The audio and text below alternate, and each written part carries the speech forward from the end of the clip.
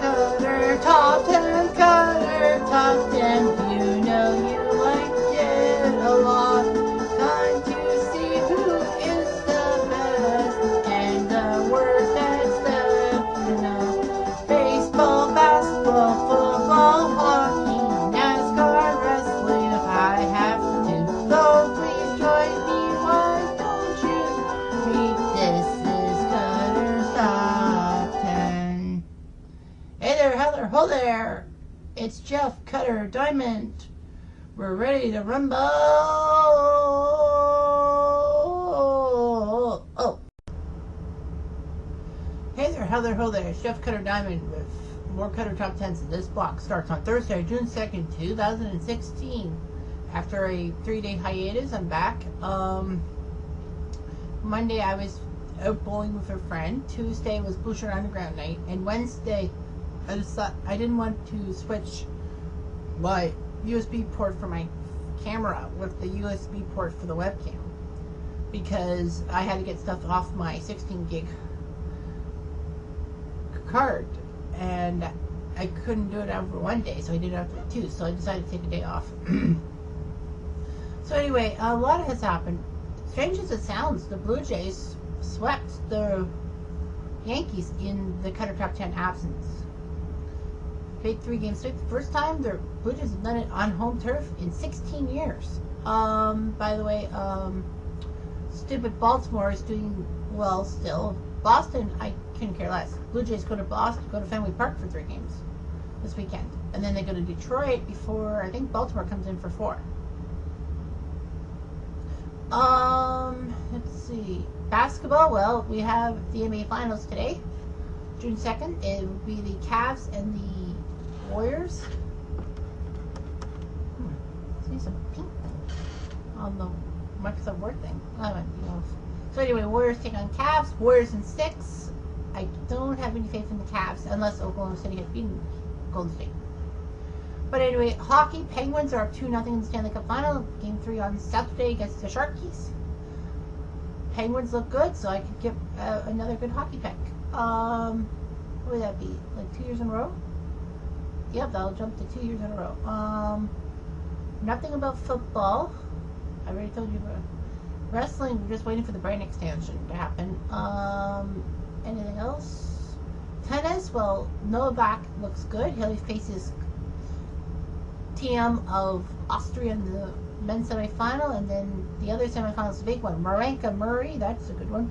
Serena takes on Kiki Bertens in the women's semifinal, and the other semifinal is Muguruza versus Samantha Stosur. So yeah, so good.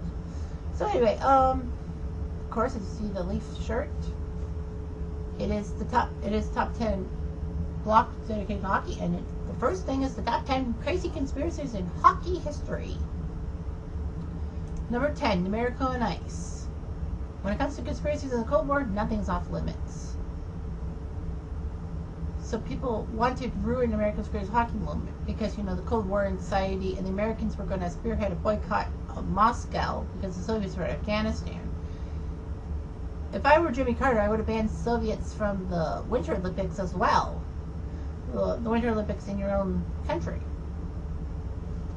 It's kind of weird. But anyway, the conspiracy of this Miracle Nice is this. Some people say the Soviets were the ones who tanked on purpose to the United States. They wanted to soften tensions between the two world powers and try to discourage the Moscow boycotts by the Americans. There were a few things to consider. Number 1, Russian coach Tikhonov pulled Tretiak, but the game tied 2-2 after the first period after Tretiak led in a goal in the final seconds.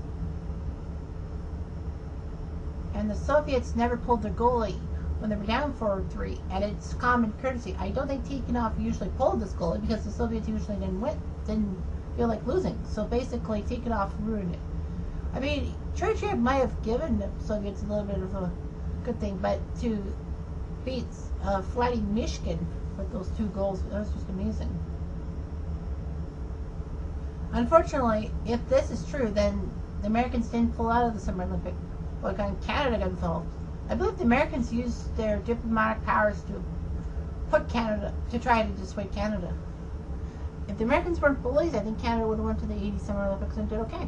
They probably would not have gone to Los Angeles in '84, but that's okay. Number 9, Dale Hawerchuk's no call in the '87 Canada Cup. When we think about the '87 Canada Cup, we know about the famous 2-on-1 play Gretzky and Lemieux in Game 3. Well, the deciding game of the Canada Cup between the Canadians and the Soviets. Now, there were some issues. Like if you watch the tape, when Wayne Gretzky crosses the blue line, the lone Russian defender goes down, thinking he was going to interrupt the cross-ice pass. And the other Russian on the back check was Slava Bykov. And Dale Hawerchuk somehow interferes with him. Kind of look at the tape. Hawerchuk did something. I think he cheated in the faceoff too, but anyway. It was strange that there was a no call on the play. And of course Canada scored the winning goal with 1:29 left. Number 8, Brett Hall's Stanley Cup winner in '99. Buffalo always has the expression, no goal. It speaks for itself. Game 6 of the Stanley Cup Finals was epic. It went to triple overtime. It was a great goaltending battle between Ed Belfour and Dominik Hasek. Although the next year in 2000, there was a better goaltender match. Belfour and Brodeur, especially that 1-0 triple overtime win for Dallas in New Jersey. So anyway, in third overtime of Game 6, Brett Hall scored the winning goal, but his foot was up in the crease. And the rules at that time in 1999 said if you had your foot in the crease, you definitely cannot have scored. But the problem was that the NHL, after more than half a season of lots of disallowed goals, already contributing to one of the biggest defensive errors of all time, like you'll see like 2 or 3 goals a game. They sent a memo to the NHL teams that if the goal scorer has possession of the puck entering the crease, he technically can score and the goal stands. And the NHL kind of changed the rules the following year. So anyway, Buffalo screws up a lot in other sports too. But anyway. Number 7, Penguins really tank in 1984 for Lemieux. Of course. A once-in-a-lifetime player, Mario Lemieux was. Mario Lemieux somehow was the last true franchise player, and he came to the NHL in the '84 draft. In '83-84, teams were scrambling for playoff positioning, and if not, to get Mario Lemieux. But it was speculated that Pittsburgh, on the verge of closing up shop entirely, tanked the '84 season because Penguins had 2 or 3 great chances to, go bankrupt. So anyway, they tanked the season on purpose so that they can get the number 1 pick. In fact, the Penguins went on 3 separate losing streaks to close out the season and were accused by the Devils management of losing on purpose. There was a TSN thing on that, and they kind of admitted it. I mean, when you get a goalie like Vincent Tremblay, who doesn't deserve to be in the NHL, you bring him up from the minors. You know something was suspicious. And of course, the Penguins were worried because the Devils seemed to have the number 1 pick and would have gotten him. The Devils did get Kirk Muller, so that was some kind of consolation. But I mean, Mario Lemieux was just terrible. Number 6, the 2005 draft lottery. It's been speculated that Pittsburgh was given the keys to Sidney Crosby, kind of collusion thing. There were rumors of a big fix because, the Penguins were in deep trouble. Jim Balsillie tried to buy the Penguins to either to keep it in Pittsburgh or move it to Hamilton.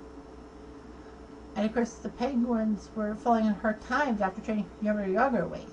So basically, based on probably Mario Lemieux's doing, the Penguins ended up winning the draft lottery. I think Anaheim got Bobby Ryan second. Yeah, Anaheim ended up second, but they got Bobby Ryan, which isn't that bad.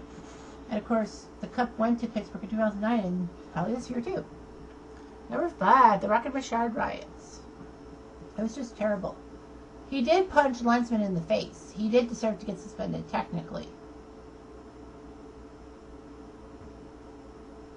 But the NHL had to step in and say Richard was sit out the balance of the season in the playoffs.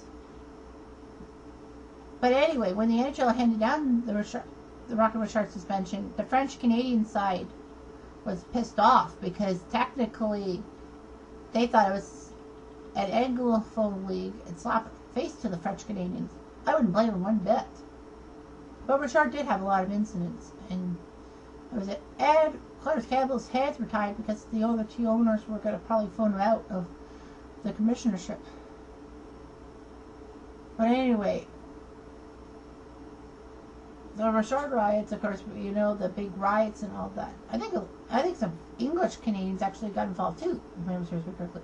But anyway, some people say the Richard riots was the first step in the quiet revolution for Quebec, like for Francophones to try to take back their province in such a way. Number 4, the Gretzky rule. Prior to 1985, if two opposing players committed infractions at the same time, it would be a 4-on-4 situation.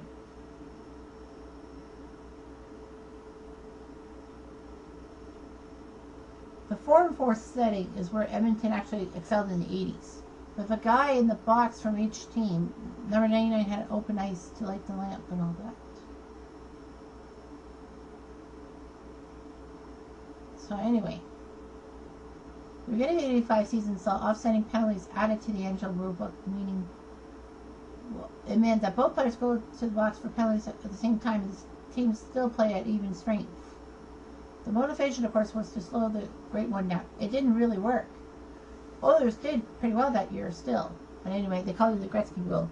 I forgot to mention that when I was talking about the Penguins tanking, there was an honorable mention about 1993 when the Senators admitted they were tanking for Alex Stagg, who was this hot star for Victoriaville in the Quebec League, and kind of the consensus number 1 pick.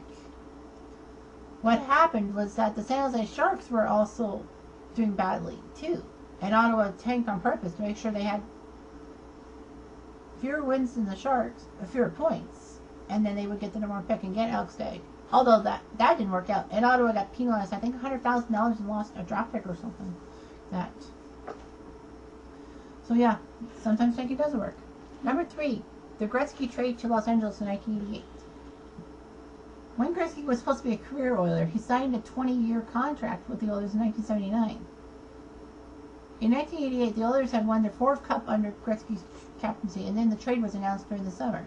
The summer that saw Wayne Gretzky marry Hollywood actress Janet Jones. And people should have noticed that right away because, you know, Los Angeles, Janet Jones, to get her career back. But anyway, although there were other players moving in the deal and draft picks coming to the Oilers, this was a cash deal. The Kings needed to give up $15 million to Edmonton. I think if other teams, such as Montreal or Toronto, knew that, they would have shelled out a lot of money. Canada hated the notion of losing 99 to an American team, and a salvaged an American team too. And it was to help the NHL get more fanfare below the 49 parallel.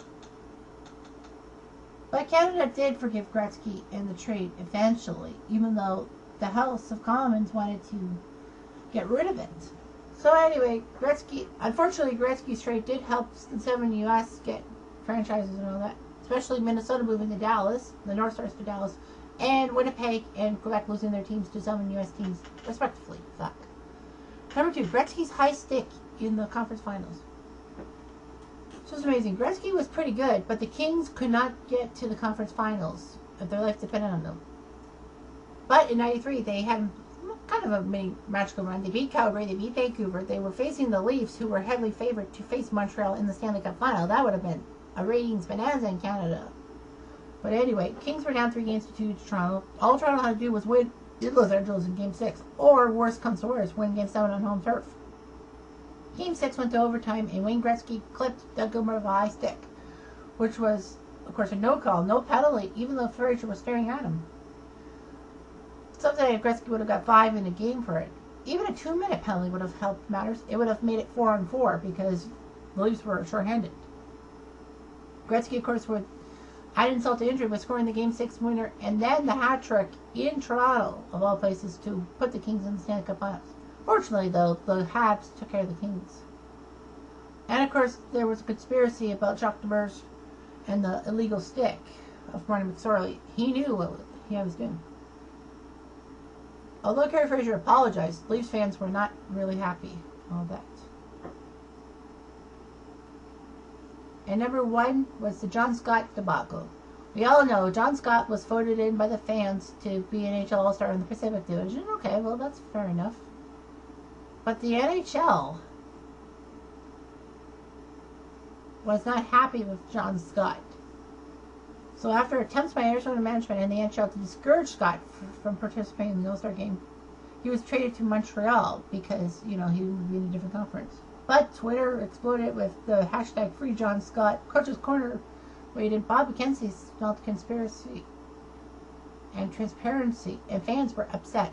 But John Scott remained a class act. He didn't want the fans to blow up. But anyway,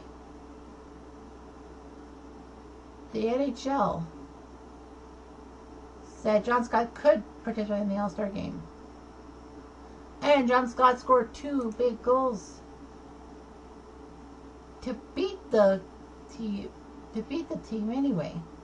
So basically, John Scott just made monkey meat out of Gary Bettman. And I hope Gary Bettman gets what's coming to him. So anyway, that's the top 10 hockey conspiracies of all time. There'll be another top 10 coming up soon enough.